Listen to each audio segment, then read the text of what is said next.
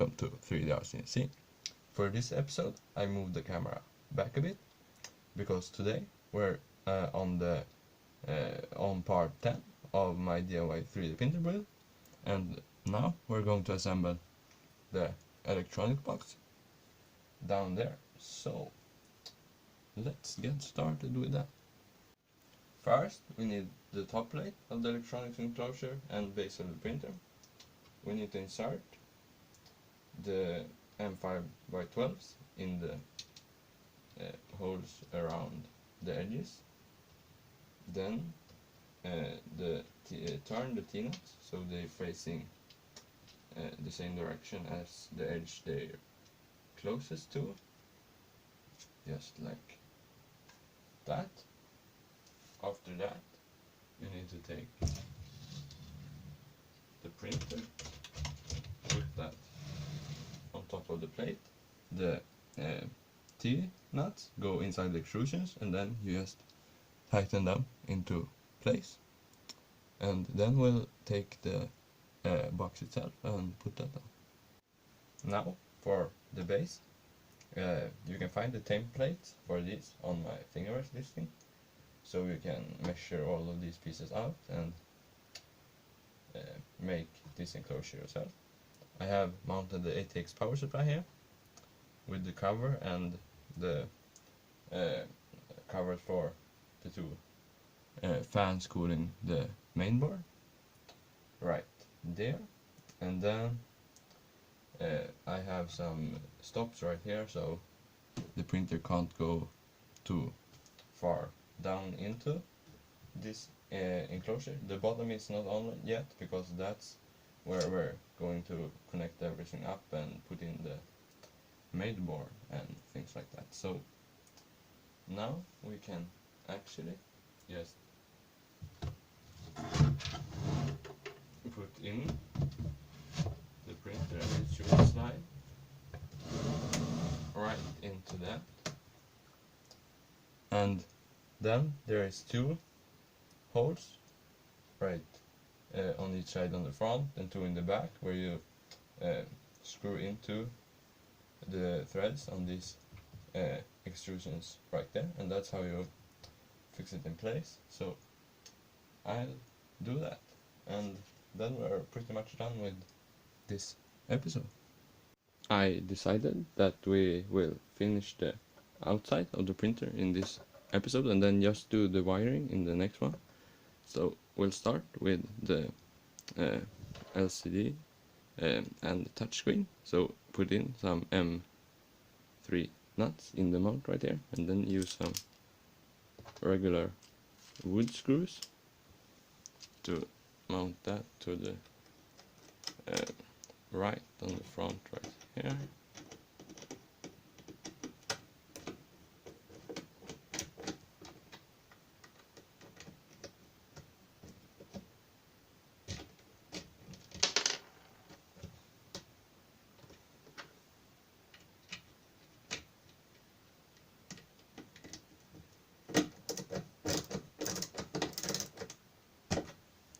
Just like that. And then this works as a hinge for the screen, so you can put it at different angles. So use two M3 by 16 millimeter bolts, and they just go through this outside part. So we'll put that on like that, and put one on each side on this one.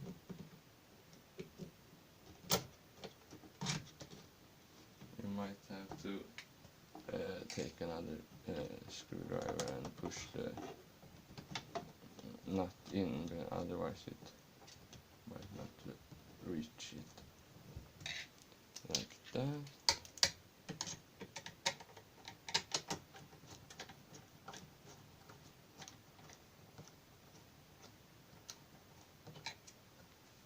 And now you can adjust the angle of the screen, and under here in this 20mm hole, we will put one of these to make it look a bit nicer. These are on my Thingiverse page as well. There is one which is 20mm and one which is 14mm, and we're going to use those for the C stepper motor cables. So with these ones, you just take the cable from the screens right here, where you connect the EXP1 and EXP2 and for the touchscreen, and then you put those through this and push it in like that, so it looks a bit nicer. So I'll do that and show you how that looks. Now I've plugged in the cables into the screen, so then all of the cables just goes into this part like that. You push them through the hole right here.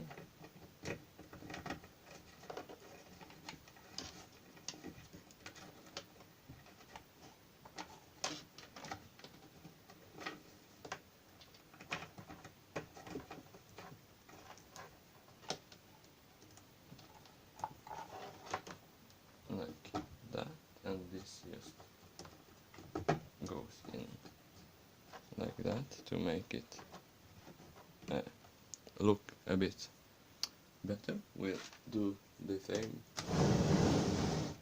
thing right here, where this big loom from the x-axis and extruder. So then we'll take another one of these and that just goes over this protection, and then you need to try and get all of these cables through this hole like that. This is a 20mm hole as well.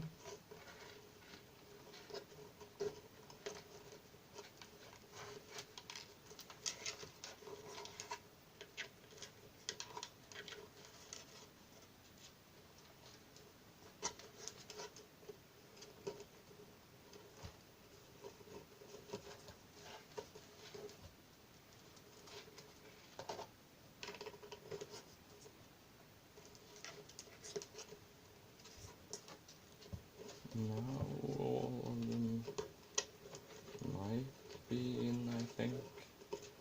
Yeah, like that, and then this goes into that hole, so that's quite good. Then for the C stepper motors, there is holes in this top piece right here, where we attach the extrusions, and those are 14mm, so then you use these smaller ones and just let the cable stick out as much so it reaches the connector on the inside. So now I will install those as well.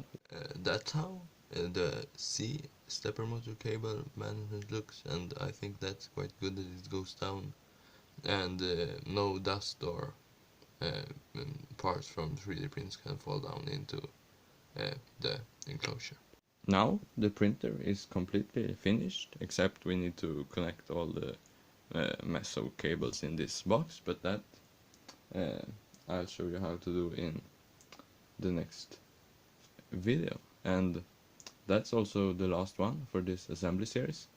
Then I'll make some where we talk about what you can do if you're having problems, or how to tune the printer to work as good as possible as well. But yeah, that's it for this video. So, thanks for watching, and I'll see you in the next one.